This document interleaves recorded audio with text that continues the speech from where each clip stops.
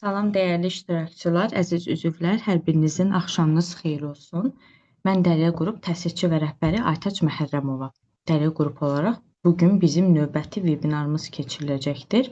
Vebinarımızın mövzusu effektiv rəyin verilməsi əks əlaqə mövzusudur. Təlimçimiz isə kurikulum təlimçisi Gülnarə Mürsəlova olacaqdır. Gülnarə xanım, axşamınız xeyir, necəsiz? Salam Aytaç xanım, çox sağ olun. İştirakçıları da salamlayıram. Bugün hər birimiz üçün yararlı, məlumatlı bir dərs olacaq. Biz artıq başlayaq, yoxsa hələ Bəli, gözləyək? başlaya bilərik. Uğurlu vebinarlar arzu edirəm. Aha. E, Bir dəqiqə mən slaydımızı açmamışdan öncə sizə bir dərsimiz haqqında tanışlıq vermək istəyirəm. Ümumiyyətlə, effektiv əks əlaqə, konstruktiv rəyin verilməsi bilirsiniz ki, həm MİQ-də, həm də sertifikasiyada düşən mövzulardan biridir. Yəni, həm MİQ müəllimlərinə, həm sertifikasiya müəllimlərinə mütləq qiymətləndirmədən bir sual düşür. 90% də məhz rəylər bölməsindən düşür.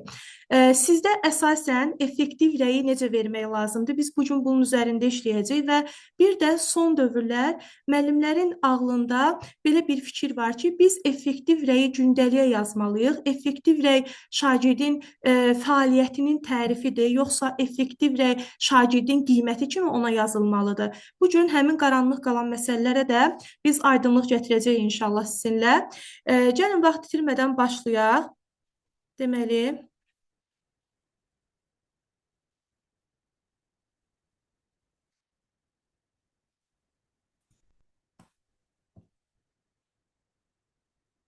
aha.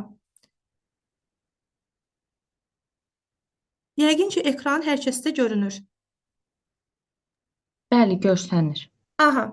Deməli, hər bir dərsin öz mahiyyəti, öz məzmunu var. Qiymətləndirmə dərsində də əsas hissələrdən biri qeyd etdiyim ki, effektiv rəyin verilməsidir. Müəllimlər, bu dərs sizə müsahibə mərhələsində də lazım olacaq. Yəni, mütləq şəkildə sizə müsahibə mərhələsində sonda 99% verilən suallardan biri də məhz budur ki, bir effektiv rəy deyin. Deyə bilirsinizsə, nə gözəl, uğurlar arzulayırlar, amma deyə bilməsəniz, o zaman bu sizin üçün də neqativ bir hal olacaq.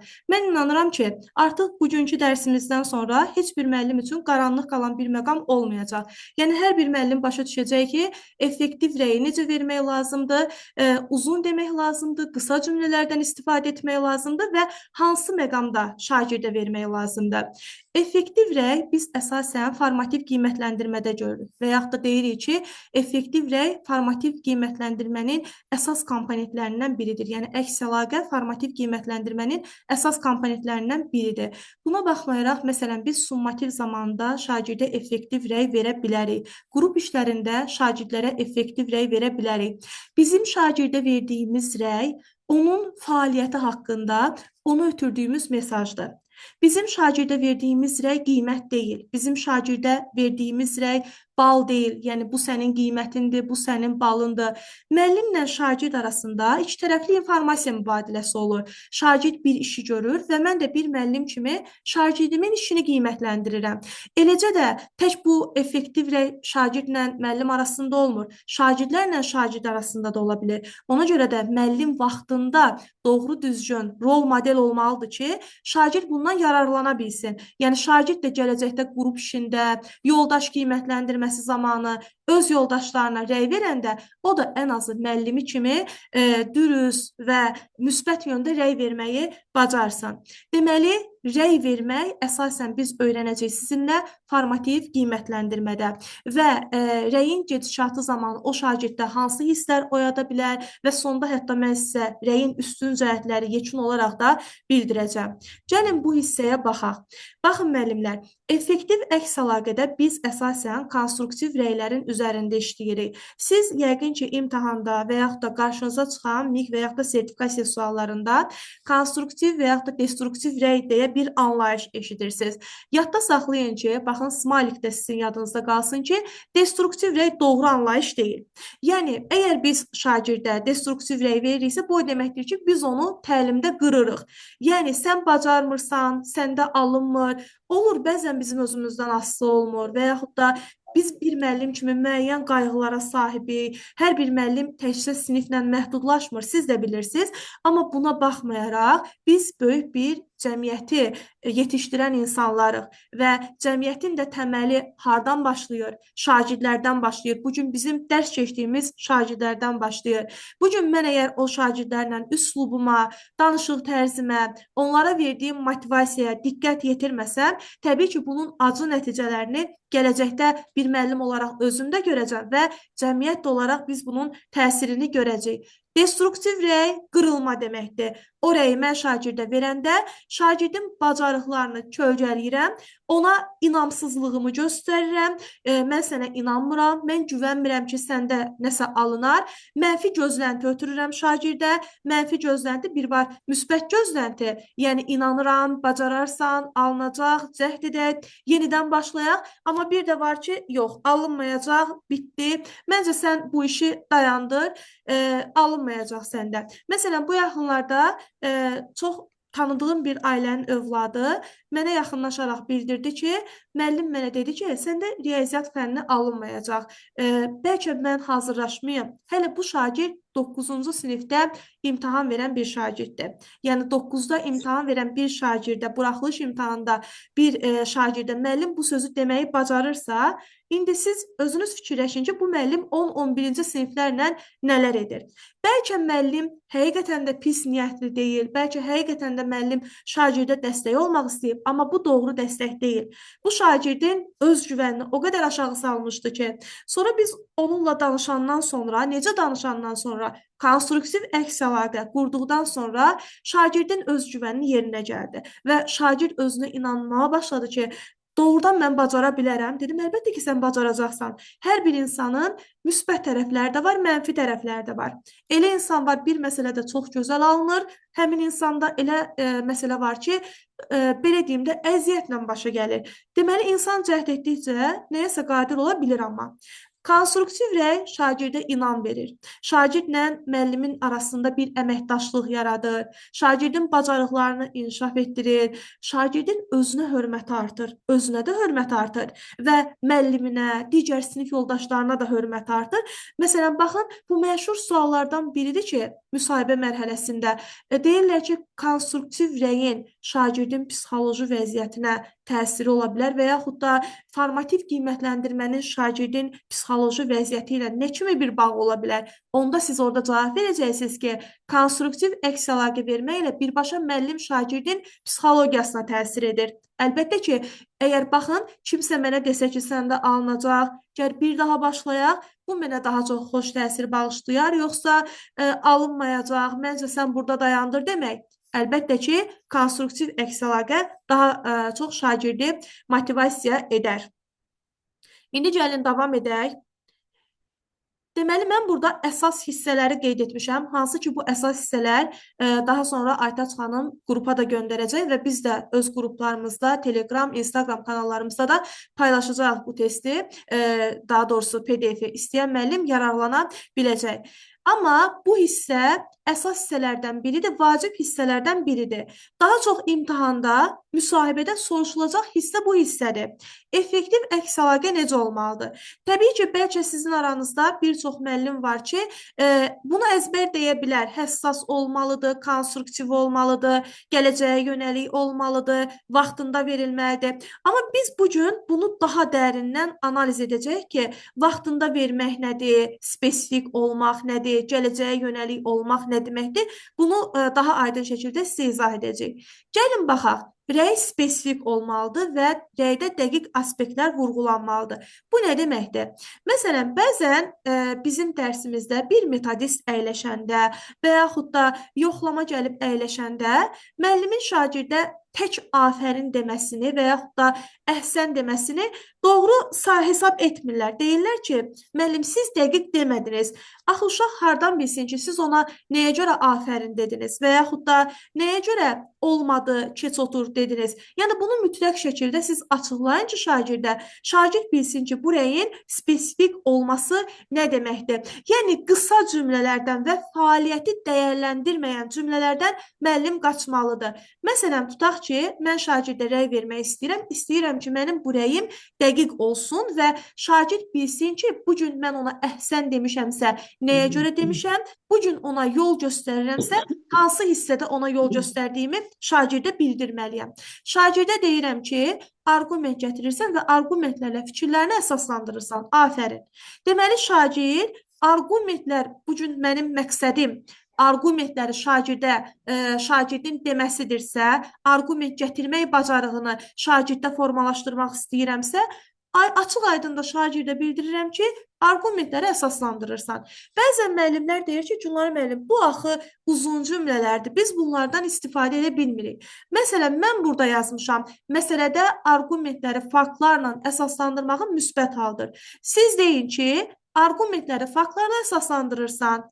Oldu qısa bir və yaxud da əgər onun belə deyim fəaliyyəti barəsində valideyninə mesaj ötürmək istəyirsiniz, valideyninə də açıqlaya bilərsiniz.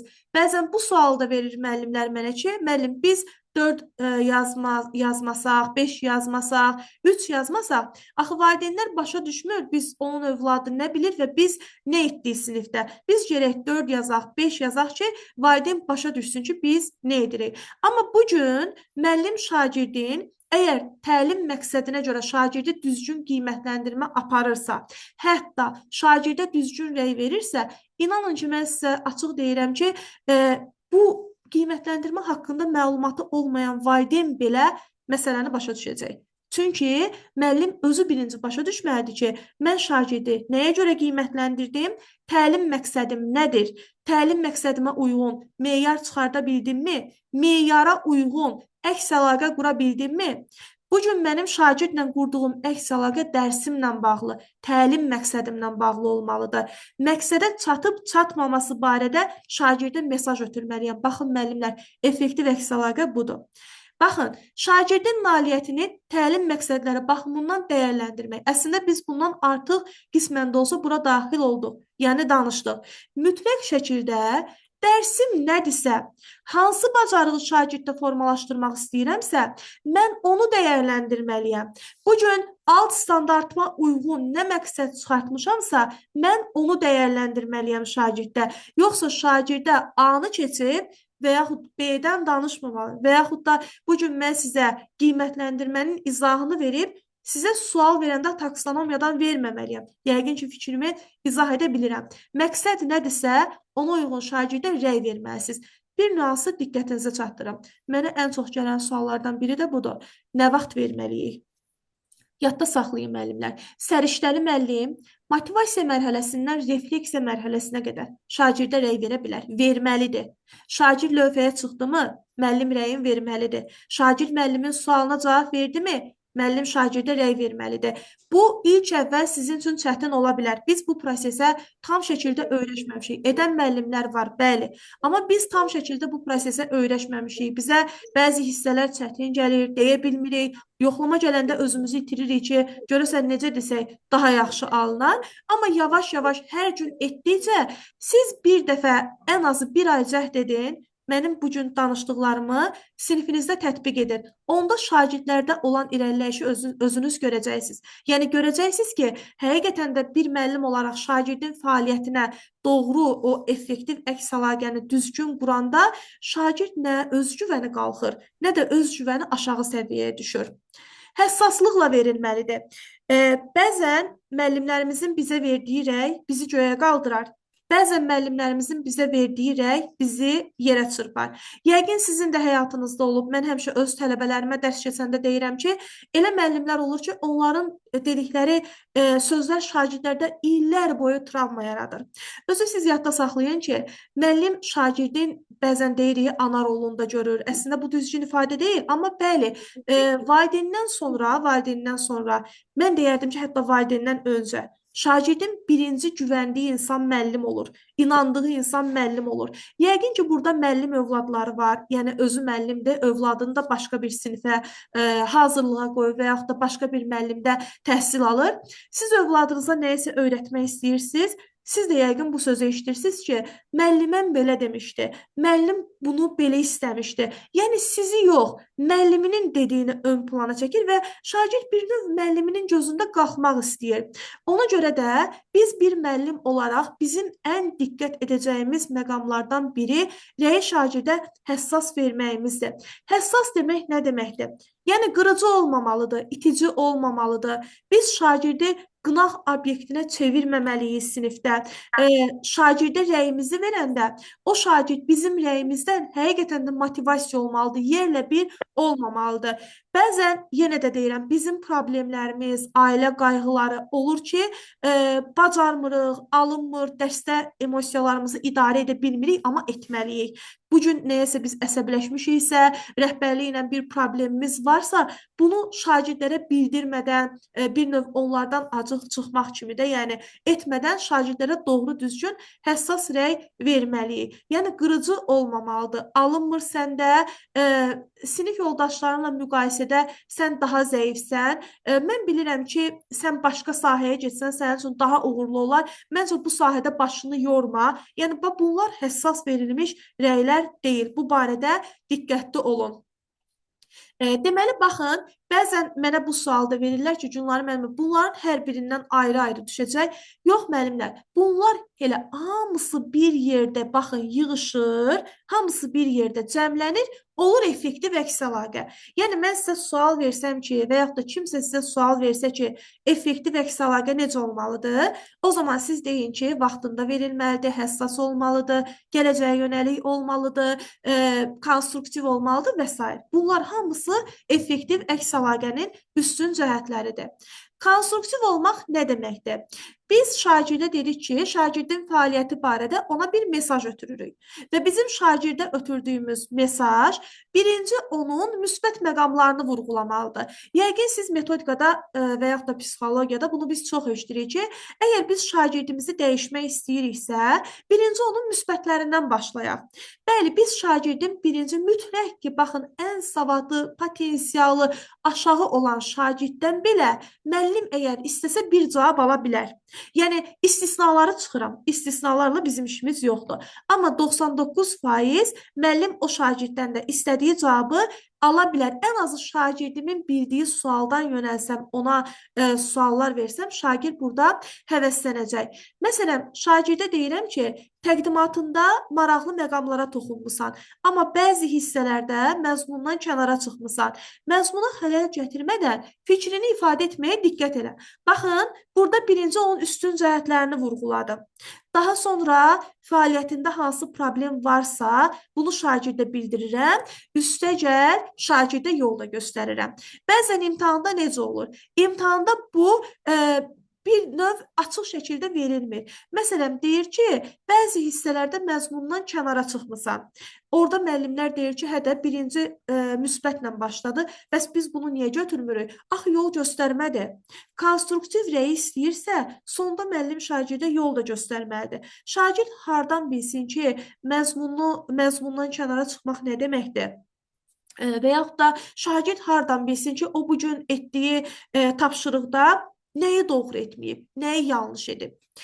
Gələcəyə yönəlik olmalıdır bizim rəyimiz. Bəli, əsasən gələcək zaman şəkilçilərinə diqqət edin rəylər veriləndə və bizim rəyimiz keçmişə yönəlik olmamalıdır.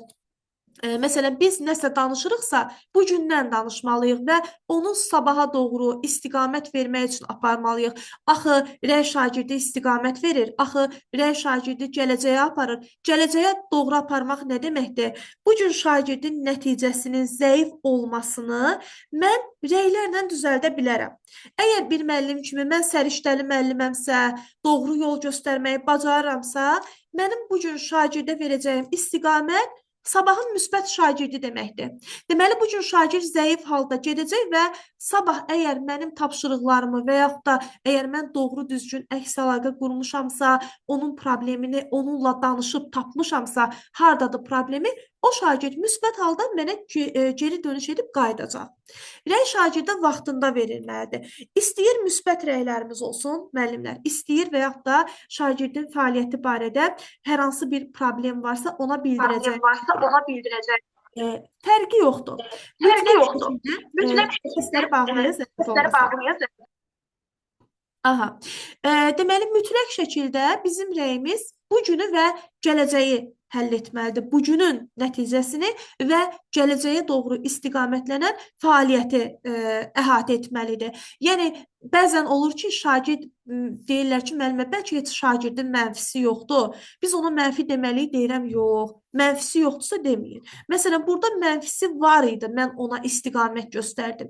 Əgər mənfisi yoxdursa, yəni belə deyək də, zəif bir problem yoxdursa, zəif cəhəti yoxdursa şagirdin, deyin ki, təqdimatında maraqlı məqamlara toxunmusan. Afərin. Və yaxud da təqdimatında lazım olan arqumentlərdən istifadə etmisən. Afərin. Hətta bunu da qeyd edim. Müəllimlər afərin, əhsən, əla sözlərini görəndə qorxurlar. Elə bilirlər ki, onlar konstruktiv rəy deyil. Amma elə deyil. Yəni bunlar əgər qarşısında yazılmış söz bizim bu gün danışdığımız, sadaladığımız hissəyə uyğundursa, həssas verilibsə, gələcəyə yönəlikdirsə, vaxtında verilirsə, deməli doğru yoldayıq. Afərin də demək olar şagirdə, əhsən də demək olar. İndi gəlin baxaq, bəs rəylərimiz nə vaxt biz necə rəy versək, həmin rəylər yanlış olar və yaxud da siz düşünün müəllimlər, haçansa şagirdlərinizə vermisinizmi bu tipli rəylər? Emosiyalara yönəlik olmamalıdır. Emosiyalara yönəlik olmamalıdır. Gəlin bunu düz başa düşək. Müəllimlər, bir var, şagird summativdir və yaxud da formativdə yaxşı nəticə göstərməyib və onun emosiyaları aşağıdır, motivasiyası aşağıdır. Bizim ona yaxınlaşmağımız, əks əlaqə qurmağımız doğru addımdır. Amma bir də var ki, mən şagirdə elə bir emosional rəy verirəm ki, artıq bu rəyim onu özündən razı hala gətirir. Məsələn, sən yaxşı şagirdsən, sinifin ən yaxşı çalışqan şagirdi sənsən, sən oxumasan da olar, onsuz da sən riyaziyyatçısan və yaxud da sən coğrafiyanı yaxşı bilirsən, mən elə gəlir ki, xəritəyə baxmasan da olar. Və yaxud da uşaqlar, mən bugün Turaldan dərs soruşmuram, çünki Tural hər zaman bilirəm ki, o dərsə hazırlıqlı gəlir. Bax, emosiyalara yönəlirək oldu. Mənim bu rəyim Divekə görə, ümumiyyətlə bütün psixologiyada belə qəbul olunub ki, şagirdi qapalı düşüncə tərzinə sala bilər. Qapalı düşüncə tərzinə gələn şagird və yaxud da qapalı düşüncə tərzində artıq motivasiya olunan şagird özündən razı hala gəlir, deyir, məndən yoxdur da, mən yaxşıyam və yaxud da mən riyaziyyatçıyam, mən sinifdəki bütün uşaqlardan yaxşı cavab verirəm, nə çalışmağa həvəs göstərir. Olubmu ki, müəllimlər, sizin ən yaxşı oxuyan şagirdiniz bir anda baxırsınız ki, geri gedir. Yəni siz səbəbini tapa bilmirsiniz, amma əmin olun ki, vaxtında onunla düzgün qurmadığınız əks əlaqə bu gün o yaxşı şagirdi itirməyinizin səbəbidir. Yəni şagirdə rəy verəndə yaxşı rəy veririk, afərin deyirik, əla deyirik. Onu mütləq o baxımdan dəyərləndirməliyik ki, sən nə etmisən, mən sənə afərin dedim. Və yaxud da nəyə görə sən bugün məndən əhsən ifadəsini aldın? Və yaxud da nəyə görə sən məndən bugün əla sözünü eşitdin? Bunu şagirdə düzgün şəkildə çatdırın. Rəy ümumi bacarıqlara aid ola bilməz. Məsələn, deyir ki, təqdimatı daha aydın izah etmək olardı. Yəni necə? Aydın deyəndə, ay müəllim, nəyi nəzərdə tutursan, şagird düzü bunu sizə deyə bilmir. Necə desən? Həm bəlkə çəkinir, həm bəlkə başa düşmür, ona aydın deyil ki, siz nə demək istəyirsiniz və eləcə də keçir yerinə əyləşir və yaxud da sualınıza cavab vermədən özü öz yerində əyləşir. Amma səsləri bağlayın, zəhmət olmasa ki, səsim eho verməsin. Amma siz ona əgər o bayaq yuxarıda qeyd etdiyim kimi dəqiq aspektləri vurğulasanız, məsələn, sayı səsləri qruplaşdırmısan, müxtəsər vurma düsturlarından yerindəcə istifadə etmisən, vurma cədvəlini doğru yerdə tətbiq etmisən, məsələnin şərtinə düzgün əməl etmisən, mən ona desəm, olacaq bu mənim daha doğru verdiyim düzgün rəy. Ümumi bacarıq o deməkdir ki, şagird başa düşmür ki, müəllim nədən razı oldu və yaxud da nədən narazı oldu. Destruktivdən danışdıq. Destruktiv rəy o deməkdir ki, qırma demək. Destruksiya sözünün mənası qırma deməkdir. Və mən sizə əmin edirəm ki, bugün bəlkə də bizim 70% müəllimlərimizdə ən çox etdiyimiz səhvlərdən biridir bu. Destruktiv rəyi şagirdə verməyimiz, şagirdi incitməyimiz. Yenə də deyirəm, ola bilər ki, biz bunu bilməyərəkdən edirik və yaxud da dediyimiz sözün mahiyyətini başa düşmürük. Amma baxın, metodikada belə bir gözəl söz var. Deyir, necə müəllim görmək istəyirdinsə, şagirdinə elə müəllim ol. Hansı sözü sənə eşitmək xoşdursa, O sözdə şagirdi nədir? Bu gün kimsə bizim də hərəkətimizdə irad bildirmək, hamı irada, tənqidə açıq olmalıdır. Biz bunu formalaşdırmalıyıq özümüzdə də, şagirdlərimizdə də. Amma baxır necə irad. Bizim əgər şagirdə verdiyimiz irad onda travma yaradacaqsa, bizim şagirdi o tənqid etməyimiz, irad bildirməyimiz onda travma yaradacaqsa, bizdən soyudacaqsa, dərsimə nifrət yaranacaqsa, ondansa susub danışmamaq daha gözəl olardı. Məsələn, baxın, siz sorğu keçirdin sinifinizdə və yaxud da öz övladlarınızla, əgər yaxın belə deyim də, ətrafınızda olan uşaqlarla, ola bilər bacınız olsun, qardaşınız olsun, onlara sual verin. Hansı müəllimi sevmirsən? Sizə birinci sözü bu olacaq. Kobud danışan müəllimi. Mənə güvənməyən müəllimi. Heç bir uşaq sizə gəlib deməyəcək ki, məsələn, Günel müəllim yaxşı dərs keçir, amma mən onu sevmirəm. O sözü deməyəcək sizə. Çünki əgər müəllimi sevən uşaq, müəllim pis olsa belə, onun keçdiyi dərs o qədər xoş gəlir ki, şagirdə, elə bilir ki, onun müəllimindən yoxdur. Dünya bir yana, onun müəllimi bir yana. Amma müəllim ki, şagirdlə kobud danışdı, acı danışdı, o artıq destruktiv deməkdir və qırır. Şagirdi özündən birbaşa qırır. Keçmişə yönəlik olmamalıdır. Məsələn, şagird bugün bir hərəkət edib də, düzdür? Siz bugün şagirdə rəy verin. Siz onu saxlayıb bir həftə sonra verməyin. Və yaxud da şagirdə deməyin ki, sən keçən dəfə də belə etmişdin. Onu keçən dəfə də deyərdiniz. Bugünün məqsədini dəyərləndirin. Və yaxud da keçən dərsdən eyni səhvləri etmişdin.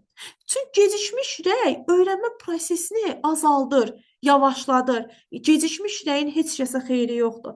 Nə şagirdə bir xeyir olacaq müəllimlər, nə də müəllimə bir xeyir olacaq. Bu gün müəllimlərimiz bir şey anlamalıdır ki, bizim şagirdimizin yaxşı olması bizim yaxşı olmağımızdır. Baxırıq ki, müəllimlərimizin 80%-dən çoxu şəkər xəstəliyinə tutulur, nə bilim, zob xəstəliyinə tutulur, əsəb xəstəliyinə, psixologiya pozulur. Bunlar hamısı nədən qaynaqlanır? Əlbəttə ki, 20 şagirdlə, 40 şagirdlə, 30 və yaxud da yuxarı şagirdlərlə işləmək heç də asan deyil. Yəni, çox çətindir. Müəllimin işi, müəllimin səriştəsi, müəllimin fəaliyyəti çox çətindir. Amma metodikanın üstün cəhətlərindən biri odur ki, baxın, bunu mən bir dəfə təlimdə eşitmişdim və bu söz mənim çox sevdiyim bir söz olmuşdu. Bir təlimçi dedi ki, biz şagirdlərin üzərində öyrənirdik, nə etmək lazımdır. Amma siz bir tərəfdən xoşbəxtsiz ki, artıq metodika var və siz bilirsiniz şagirdlərlə necə rəftar etmək lazımdır. Məsələn, bu yaxınlarda bir valideyn övladının dəftərini çəkib mənə göndərmişdi. Deyir ki, onlara müəllim, görün müəllim şagirdə nə yazıb, yəni mənim övladıma. Müəllim belə bir cümlə yazmışdı.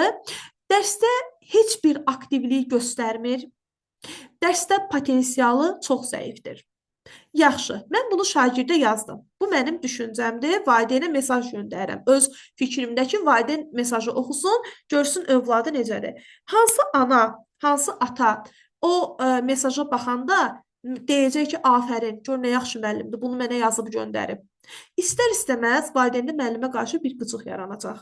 Çünki hansı valideyn istəyər ki, övladı pis cavab versin? Hamı istəyir ki, övladı yaxşı olsun. Övladı ilə məşğul olan və yaxud da məşğul olmayan. Hər bir valideyn istəyir ki, övladı yaxşı cavab versin və geri gəlsin.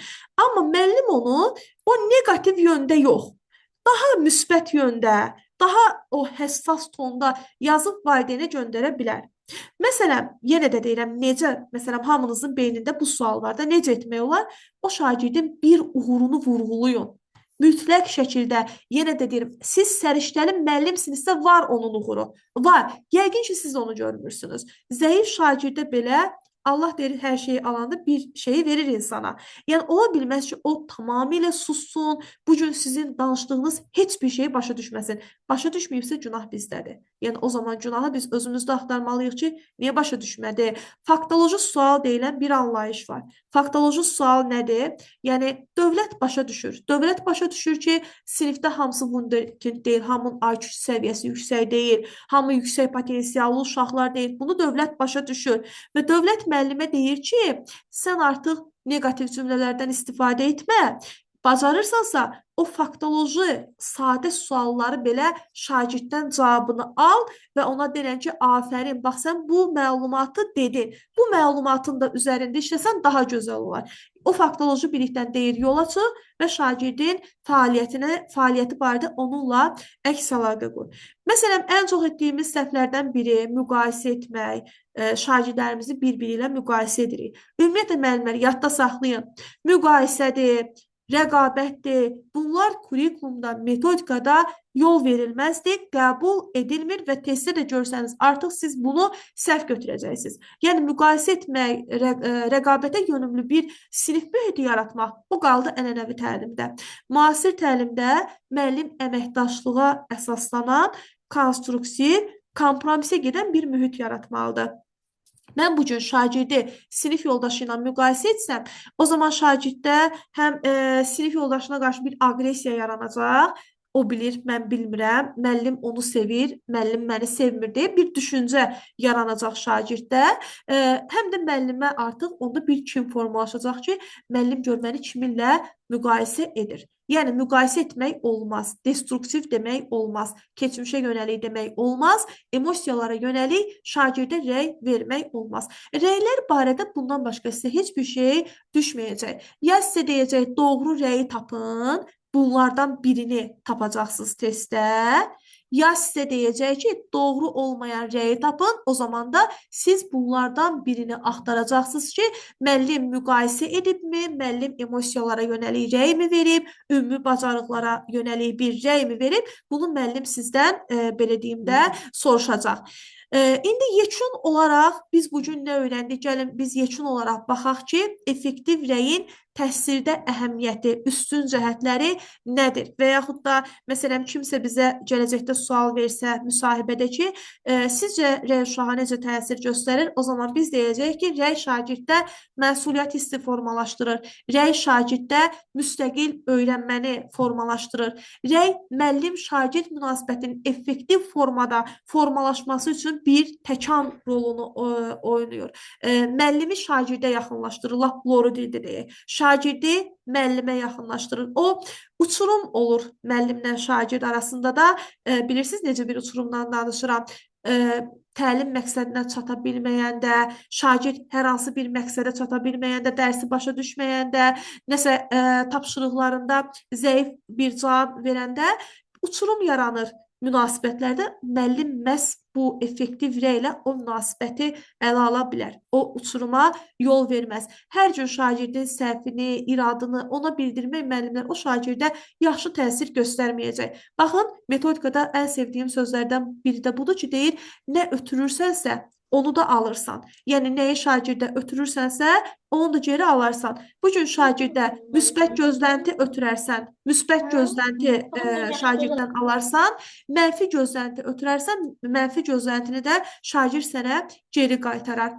Təlim nəticələrinə müəllim şagirdi daha uğurla çatdıra bilər. Bax, bu vacib cümlələrdən biridir. Rəyin ən birinci, üstün cəhəti budur. Məqsədə şagirdi çatdırmaq, bu da onun vəzifəsi. Özünü qiymətləndirmək və yoldaş qiymətləndirməsi bacarığını inkişaf elətdirir. Bəli, şərait yaradın. Qoyun sizin şagirdləriniz özlərinə rəy verməyi bacarsınlar. Ən doğru, ən düzgün şagirdin, belə deyim, mənfi nöqsanlarını aradan qaldırmağın üsulu bilirsiniz nədir? Onun özünə şərait yaradın ki, qoy özü ilə refleksiya etsin. Tapsın bugün özü-özünə rəy verməyi bacarsın ki, mən bugün doğru yoldayam, yoxsa səhv yoldayam. Yoldaş qiymətləndirməsi zamanı bayaqlar dedim ki, yoldaş qiymətləndirməsində də müəllim rol model olmalıdır ki, gələcəkdə layihə işində, qrup işində onun şagirdləri də bir-birinə rəy verəndə o rəyləri düzgün şəkildə verə bilsinlər. Bugün müəllim necə danışırsa, onun şagirdi də sabah sinif yoldaşı ilə elə danışacaq. Və əsas məsələ, şagirdə psixoloji olaraq biz dəstək oluruq. Bizim onunla effektiv əks əlaqə qurmağımız ona birbaşa psixoloji dəstək deməkdir. Onu toparlayırıq. Məsələn, baxın, bilirsiniz ki, bugün artıq bütün məktəblərdə demək olar ki, BSG-lər və KSG-lər həftəsidir və uşaq evə gələndə bir müəllimin adını dayanmadan çəkirdi. Deyir ki, BSG başlayanda o qədər həyəcan keçirtdim, çox həyəcan keçirtdim. Səbəbini də bilmirdim. Əslində öyrəndiyim, sevdiyim bir fəndir, amma müəllimin içəri girib gülümsəməsi və bizə dedi ki, narahat olmayın, mən sizə güvənirəm. Deyir, ana, o söz axıra qədər mənim yadımda qaldı. Yəni axıra qədər müəllimin üzü, müəllimin gülümsəməsi mənim gözümün qabağından getmədi və mən inanıram ki, mənim BSG nəticələrim bu gün çox yaxşı olacaq. Bir müəllimdən yenə də deyirəm, baxın neçə fəndən BSG olub, amma o bir müəllimin başdan sona qədər şagirdlərə gülümsəməsi, hələ heç bir şey deməyib, sadəcə olaraq gülümsüyüb və onlara inandığını vurğulayıb sinifdən gedib. Bu belə şagirdə görün nə qədər gözəl təsir göstərib. İndi biz bunu hər şagirdimizlə eləsək, ən azı cəhd eləsək, bacarmayan müəllimlərimiz var. Amma biz bunu etməliyik. Əgər müəllimiksə, bu peşəni, bu vəzifəni öhdəmizə götürmüşüksə və cəmiyyəti yetişdirən, o cəmiyyəti formalaşdıran şagirdləri biz yetişdiririksə, biz buna məcburuq müəllimlər. İstəsək də, istəməsək də, amma bir müəllim işini sevərək görməlidir. Sevərək görürsə, məncə düzgün rəyi verməyi bacaracaq. Bugünkü dərsimiz bu qədər. İndi əlavə mənə kiminsə nəsə sualı varsa bir-bir əl qaldıraraq deməli verə bilər. Aytaç xanım burada bizə kömək olacaq.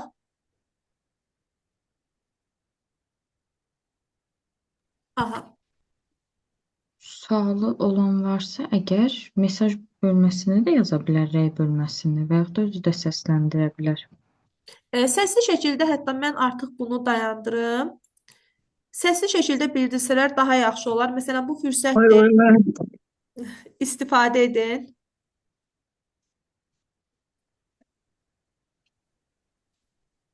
Aha. Tam hər şey aydın oldu mu sizə? Yəni heç bir qaranlıq qalan bir məqam olmadı. Amma yəni çəkinmədən suallarınızı verə bilərsiniz. Salam, axşamınız xeyir. Axşamınız xeyir. Müəllimə sizi narahat edən Gültəkin müəllimədir. Aha, buyurun. Davamlı. Müəllimə, Buyurun. mənim sinifimdə bir uşaq var və dərsə özü də cəlb olunmur. Digər uşaqlara da hər zaman mane olur. Düzdür, hər zaman çalışıram o uşağı da dərs soruşam, gülər üzlə qarşılayam, amma uşaqda reaksiya yoxdur. Mən o uşaqla necə rəftar edə Bizim bilərəm bu ki? yaxınlarda sırf bu sinifin idarə edilməsinə aid möhtəşəm bir tədbirimiz olacaq. Daha doğrusu Aytaç xanımla bir vebinarımız olacaq. Bax, o vebinarda siz bu suallara da aydınlıq gətirəcək. Yəni bu suallar haqqında da danışarıq inşallah. Bu gün biz rəylər haqqında danışırıq, amma sizin verdiyiniz sual birbaşa sinifin idarə edilməsi ilə bağlıdır. Orada mütləq ki, Gültəkin müəllimə, sizin bir boşluğunuz var. Yəni bu boşluq nədən yarana bilər? Ola bilər ki, bəlkə siz şagirdinizi doğru tanımamısınız və onunla əvvəlcədən necə düzgün münasibət qurmaq lazımdır, onu bilməmisiniz. Ola bilər ailədən gələn psixoloji bir problem olsun. Yəni ailədə o psixoloji vəziyyət yaxşı deyil və şagird bunu dərsdə sinif yoldaşlarına büruzə verir. Amma siz bunu həll edə bilərsinizmi? Edə bilərsiniz.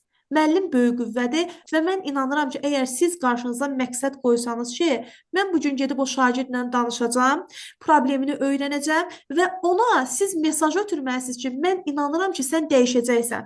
Siz bunu ötürün şagirddən. Bəli, müəllimə, mən eyni qaydanı tətbiq edirəm. Sizin o psixoloji dəstəyiniz mənə həqiqətən çox motivasiya verir. Yəni, o uşağı çıxardıram, oxuduram və hər dəfə deyirəm ki, mən sənə inanıram ki, sən gözəl oxuya bilərsən, daha gözəl şagird ola bilərsən. Baxın, daha gözəl şagird ola bilərsən. Bunu onun üçün açıqlayın da, daha gözəl şagird olmaq nə olmaq deməkdir? Həmin şagirdlə bir yerdə qaydalar tərtib edin. Həmin şagirddən sizi necə görmək istədiyini soruşun. Təklikdə amma, hamının içində yox. Siz onu necə görmək istəyirsiniz? Ona sinifdə bir idarəçilik verin. Onlar adətən hiperaktiv uşaq da ola bilər. Ola bilər tərbiyəsində də bir problemi olan bir uşaq olsun. Amma əgər o sizi sevsə, o sizə güvənsə, o sizi incitmək istəməyəcək. Uşaq hansı müəllimi incidir? Sevmədiyi müəllimi. Yox, mən şükür, yəni o cəhətlərdən mənlə problem yaşamır. Ancaq sinif yoldaşlarına qarşı aqressivdirlər. Yenə də deyirəm, o sinifdə sizin mütləq şəkildə bir boşluğunuz var hardasa. Sizlə problemi yoxdursa, onda əməkdaşlığa baxın. Əməkdaşlıqda görün nəyə diqqət eləmirsiniz? Oldu Müəllimə, müəllimə. axşamınız xeyir Çox sağ olun. olsun. Aha, Çox şad oldum ki, elə dərsə qoşuldum. Mənim də bir sualım var, bir buyurun. problemdə mən yaşayıram. Mənim neçə illərdir sinif aparıram, belə bir problemlə qarşılaşmışam. Bir dənə valideyndi, inan həm canımı boğazıma yığıbdı. Vəbşi valideyn deyil, demək olar ki, nənədir. Hər gün gəlir, girir sinifə, o uşağın elə bil ki, fikrin dağıdır. Mən bütün yolları əl atmışam, hər cür deyirəm, niyə də mümkün eləyə bilmirəm. Mən Aha. necə eləyim onu? Siz bizim qrupun İnanın mənə, birinci müəllimisiniz. sinif. Bəli, Bizim qrupda olmusunuz indiyə kimi? sizin adınız nədir müəllimə? Günlərə vermə. Gülnara müəllimə, mən sertifikasiyada sizin qrupda keçmişəm elə. Aha, Səsiniz mənə tanış gəldi. aha, siz zəhmət Dəyişilirsiniz. olmasa mənim şəxsi nömrəmə mütləq yazın.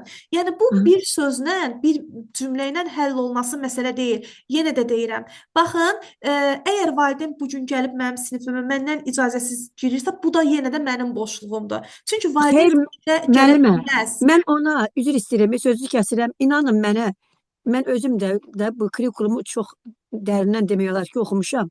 Hər yola əl atıram da, qaydaları da atmışam, hər sözü demişəm. İnan qapıçıya da deyirəm ki, gəlir bu uşağa bu piraşkını alır, verir. O birisi uşaq da baxır. İnanın mənə, çox çətin bir proses yaşayıram. Yaxşı ki, yəni rəhbərlik icazə verir. Ona axı rəhbərlik icazə verməməlidir sinifə daxil olmağa. Mən demişəm, indi öncə yığmışam ki, ta səhər onu mən zabuça deyəm ki, çox xahiş edirəm. Gəlir, tələbis olur, gəlir, girir Siz içəri. bilirsiniz nə edə bilərsiniz? Bunun ən Bəli, gözəl qaydası.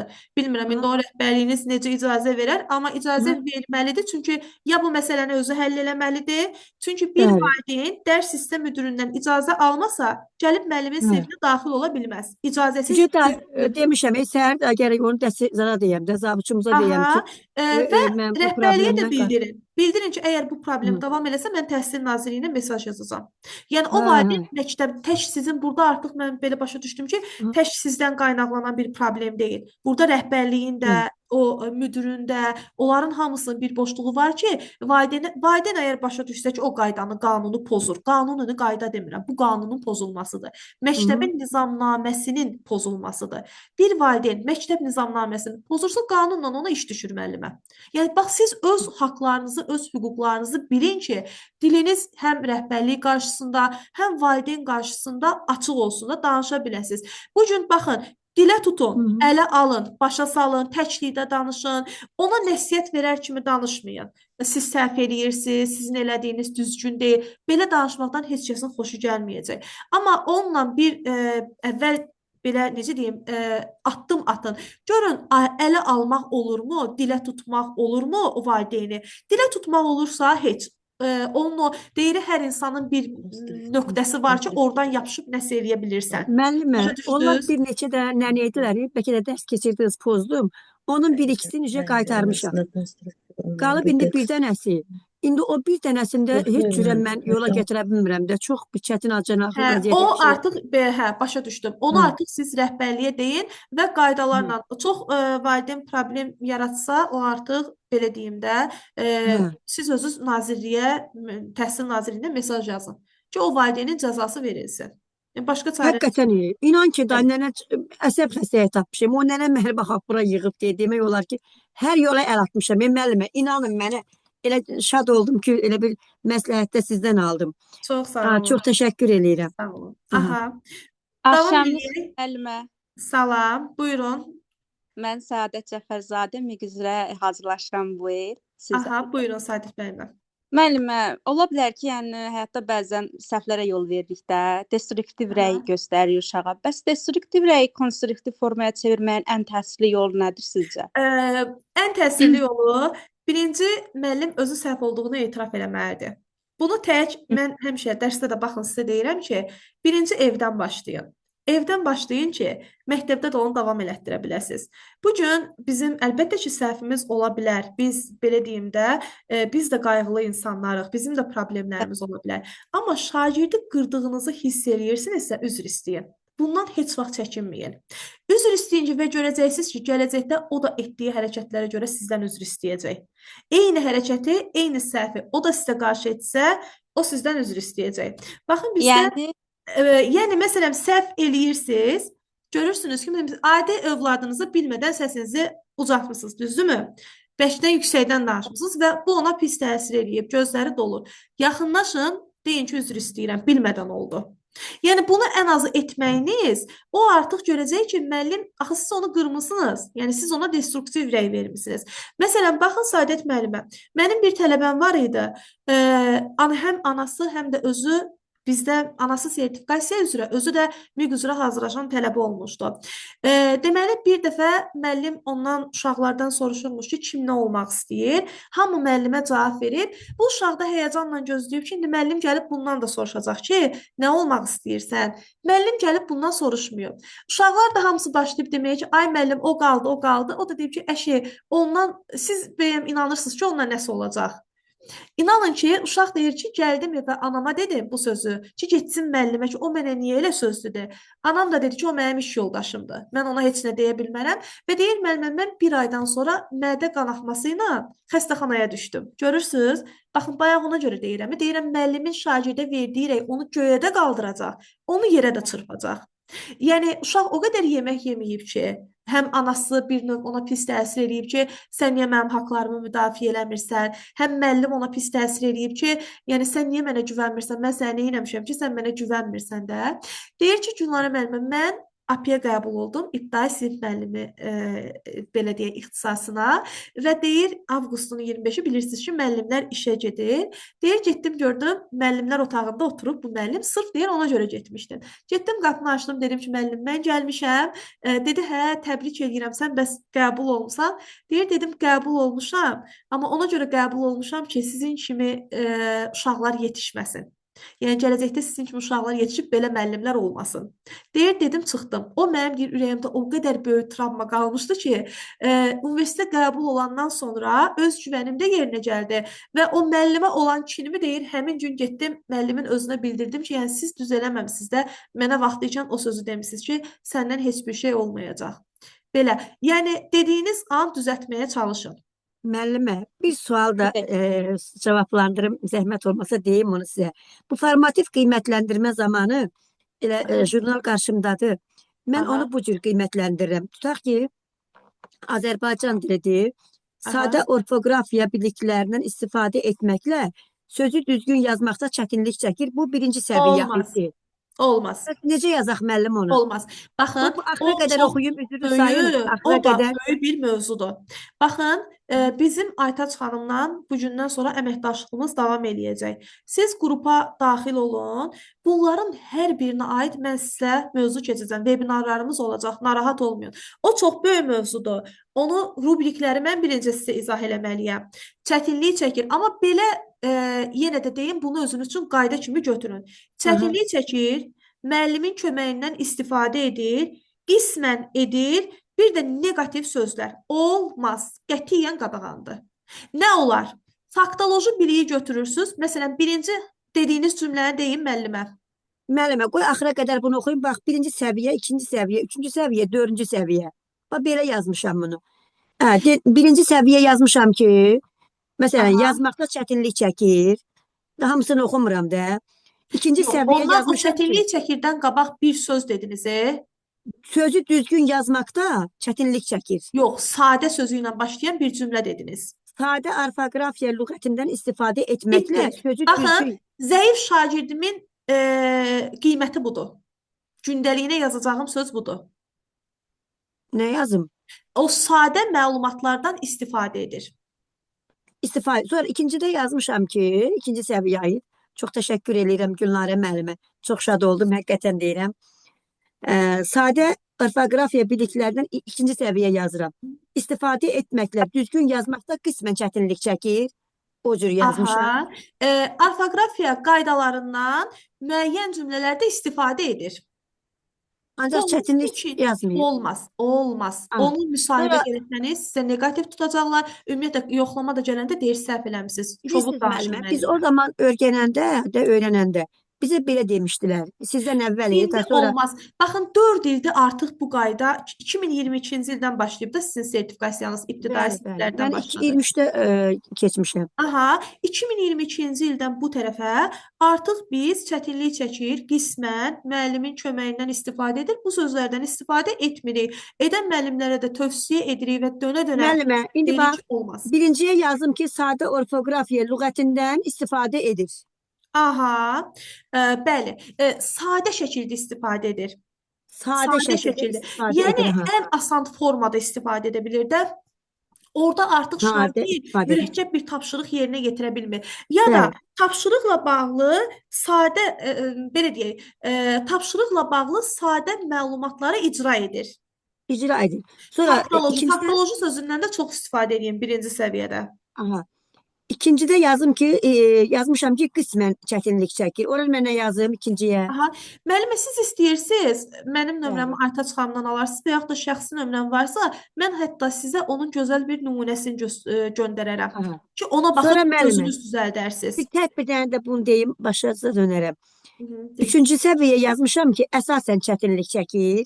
Ancaq bizə də o vaxtı demişdilər ki, üçüncü səviyyədə əsasən əsaslandırır. Əsasən Aha, çətinlik çəkir, belə öyrənmişdik. olmaz.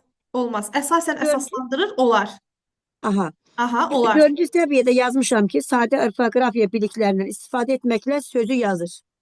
Belə yazmışam. Düzgün, Düzgün yazır, bəli. aha, bəli, düzgün yazır. Bitdi. Bu Aha. mənim Çox 5 təşəkkür alan edirəm. şagirdimin nəticəsidir. Birinci sizə ən çətin gələn bizim müəllimlərimizə birinci və ikinci səviyyəni yazmaqdır. Onda da yadda saxlayın. Əgər siz birinci səviyyəni düşünün ki, baxın mən bayaqları vurğuladım. Dedim dövlət sizdən nə istəyir? Dövlət deyir ki, siz şagirdin neqativ, dedimmi gündəliyə yazmışdı müəllim, göndərmişdi evə. Dedim onu yazmayın. O pis təsir eləyir. Dövlət də bunu deyirdi. Deyir siz uşağa deyirsiniz ki, çətinlik çəkir. Niyə uşaq çətinlik çəkməlidir ki? Bəs onun bildiyi bir şey olmadı dərsdə. Bunu denən ona. Zaten o çətinlik çəkir ki, birinci səviyyəni alıb da. Amma siz də bir daha deyir ona göstərməyin, sən edə bilmədin. Deyir, baxın, müəllimin köməyindən istifadə edin. Deyir, niyə müəllimin köməyi olmalıdır ki? Müəllimin köməyi dərsdədir. Öyrənmə fəaliyyəti zamanıdır. Düzdür, Axı bu müəllimlər, uşaq düzdür. elə bir tapşırıq yerinə yetirməlidir ki, sənin köməyin olmasın da. Onu deyir götürün yazın ora. Zaten deyir sizin 4 alan, 5 alan şagirdiniz, yaxşı şagirddə hər şeyi edəcək sinifdə.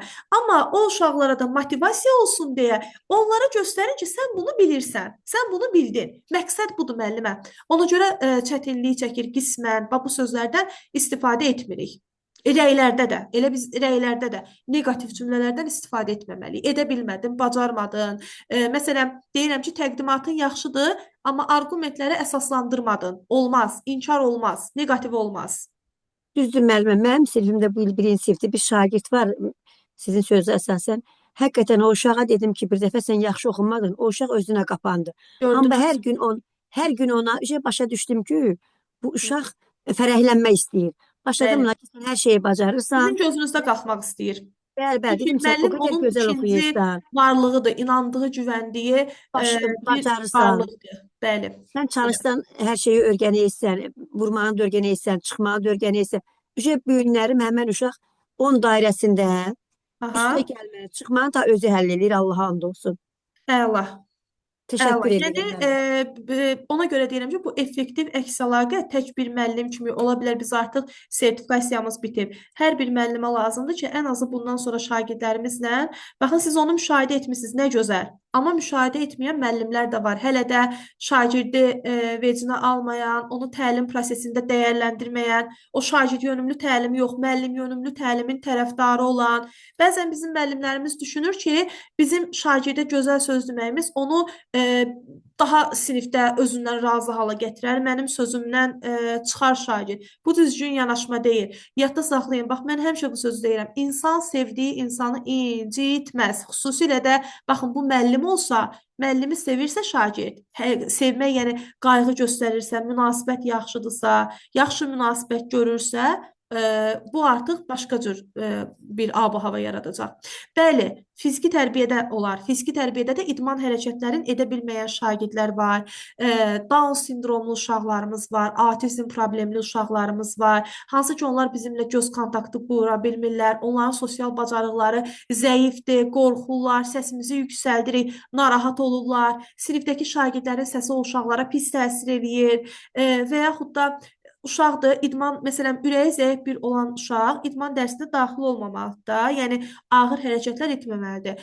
Amma müəllim başa düşməlidir ki, bu gün o uşağın ürəyi zəifdir. O ona görə idman edə bilmir və o kənardan dostlarına baxanda o çox pis olur. Bəlkə onun özünə qalsa o gəlib oynayacaq. Ya evdən deyirlər ki, oynamaq olmaz, bunu belə eləmək olmaz. Amma o da istəyir nəsə eləsin. Uşaqların bugün ən sevdiyi dərs elə fiziki tərbiyədir, təsviri sənət, musiqi, texnologiya dərsidir. Yəni o fənlərdə də siz uşaqlara dəstək göstərə bilərsiniz.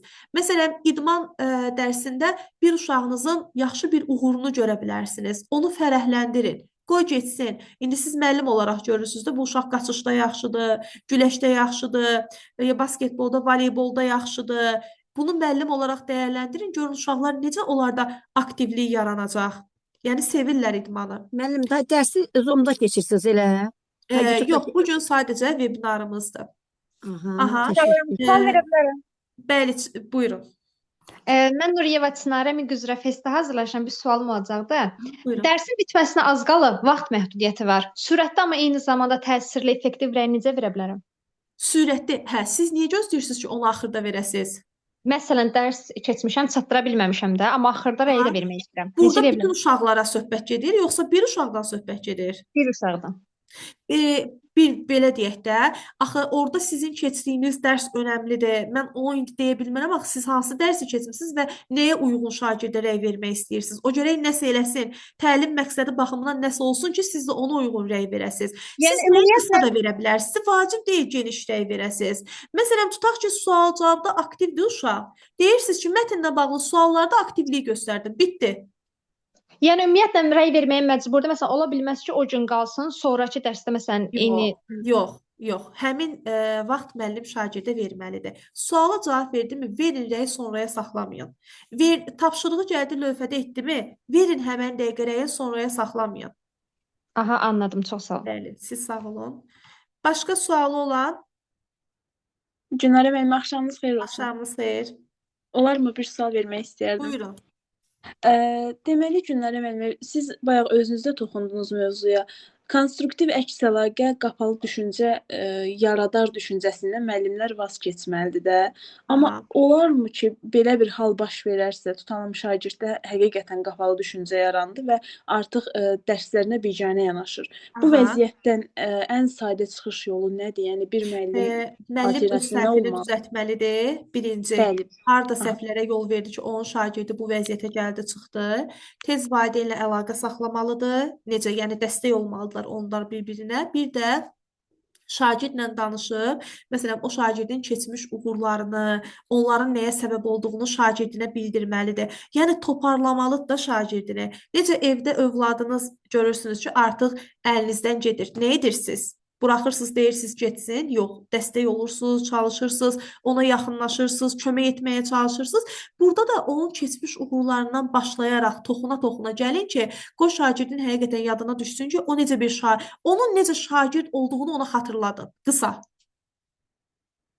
Başa düşdüm mənim, aydındır. Sözün açığı hər zaman bundan ehtiyat etmişəm. Bu arada mən Fatimə İsmailzadə Festə Səs hazıram. tanış gəldi. Təcrübəm yoxdur bu sahədə. Ona görə bu aspektdən hər zaman narahat olmuşam ki, əgər qapalı düşüncə tərzi formalaşarsa, onu necə aradan qaldırmaq olar deyə. Siz ümumiyyətlə qoy mən sizə bir emosional rəy verim. Siz çox yaxşı müəllim olacaqsınız. Yəni mən bunu fəaliyyətinizdə də görürəm. Düz yenə də deyirəm, bax emosional rəy verdim. Qapalı düşüncə tərzdə keçirdən bir rəy verdim. Amma həqiqətən də sizin öz üzərinizdə çalışmağınız, sizdə mən bir müəllim eşqi görürəm. İnşallah ki, qəbul olarsınız və şagirdlər həqiqətən də yararlanar sizin fəaliyyətinizdən. Uğurlar sizə.